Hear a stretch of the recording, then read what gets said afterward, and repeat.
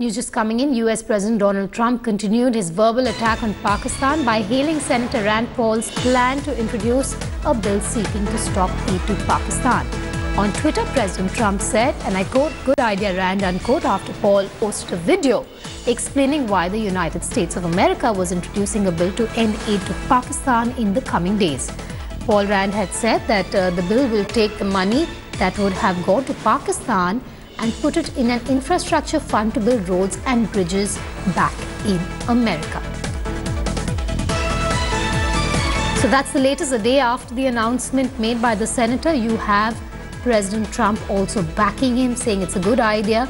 You have the senator claiming that the money that has been sent to Pakistan over the last few years should be used back home. That's the latest that we have. The Republican Senator Rand Paul has said that he will be introducing a legislation soon to end all U.S. aid to Pakistan, going beyond the suspension of security-related assistance. The Trump administration had also announced this on Thursday.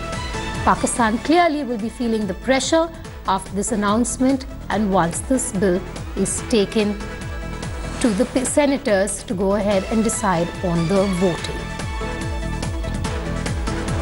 Paul Rand also went on to say that countries like Pakistan that stonewall access to key information in fighting terrorism don't deserve our money. Remember, the senator has been a long-time critic of Pakistan, and he also went to say that stop sending your hard-earned tax dollars to Pakistan. Geeta Mohan now joins you on the phone line. Geeta, this is just a continuation of what we've been hearing from America, but clearly Pakistan is going to buckle under the pressure of money being taken away from them by America. Well, absolutely. The Pakistani administration over here will have to do a rethink, Vedika, on how they really want to carry out the entire war against terrorism that we keep talking about. We do know that there is a problem when it comes to Pakistan and the Pakistani administration, Vedika, and how this handles terrorism. But the Trump administration has worked very differently from the past U.S. administration, wherein U.S. has always buckled under the pressure of working with Pakistan in the AFPAC region. This time around, they've made it very clear that unless and until Pakistan acts against these terror outfits, while they focus on Taliban and the Haqqani network, one of the State Department officials very specifically mentioned Lashkar-e-Toiba, Jaish-e-Mohammed and Hafiz Saeed as well. Hafiz Saeed, a man who's continuing his propaganda not just when it comes to India and Kashmir, but now also taking on the United States of America. So hence, Hafiz Saeed now, Vedika, is under the U.S. radar. Right, and when do we see this going ahead, the entire process of this legislation, Geeta? Well, the process has already begun. Now, there is a decision that has been taken of freezing FMFs, that's the foreign military financing provided, of which State Department has absolute control, providing to Pakistan.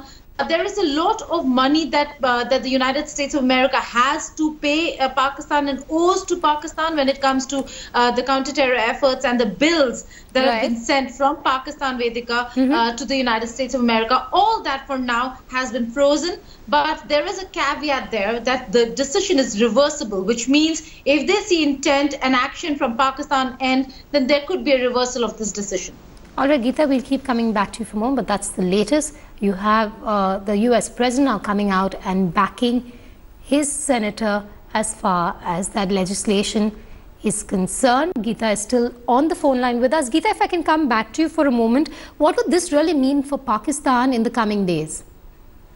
Well, it would, Vedika, it means a lot of flack internationally. It is a loss of face for Pakistan when it comes to how Pakistan has been dealing with it internationally. So that's one. Secondly, there is a huge tiff between the civilian and the military administration. That's the establishment within Pakistan, and the domestic situation within Pakistan is in absolute turmoil. So what we will have to wait and see is how Pakistan now balances the idea of the establishment wanting a hot LOC, fire exchange between India and Pakistan, and wants to keep trouble brewing within Kashmir, and balance it with the fact that the civilian dispensation will have to explain all that to America and to the international community. All right, we also have Mr. Sultan Ali, defense expert from Pakistan, on the phone line with us. Mr. Ali, how do you look at these developments emerging from America? You have the senator also going ahead and placing his plan before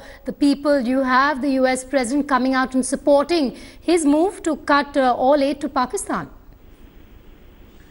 Well, obviously, we are not happy about it, but it doesn't bother us all that much because we have been bracing for impact. This kind of signals have been coming right from August last year. How the policy of Donald Trump was unveiled, we knew such a situation is going to arise. Now that it is on us, we are sort of mentally prepared for it. Coming back to your question, yes, we are unhappy about it and we are looking at how to deal with it. And are you economically prepared for this? Economically, you see, frankly, the economic situation of Pakistan is not very happy. We are under severe debt. We owe a lot to the IMF, and the next tranche for payment is coming up pretty soon. But you see, the amount which is being withheld by the U.S. is really not all that much that it bother us. But does this also mean, in a way, Mr. Ali, that while America is severing ties in a way, at least financially, in a way with Pakistan, we will see Pakistan taking 2 steps closer to towards China? You see, we are already very close to China. Our development projects are tied with China. So that is nothing.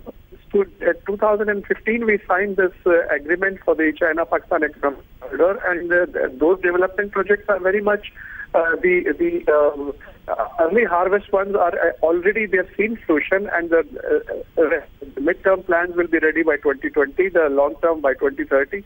So that's already in the pipeline. So it has nothing to do with the USA, and it is really not a game.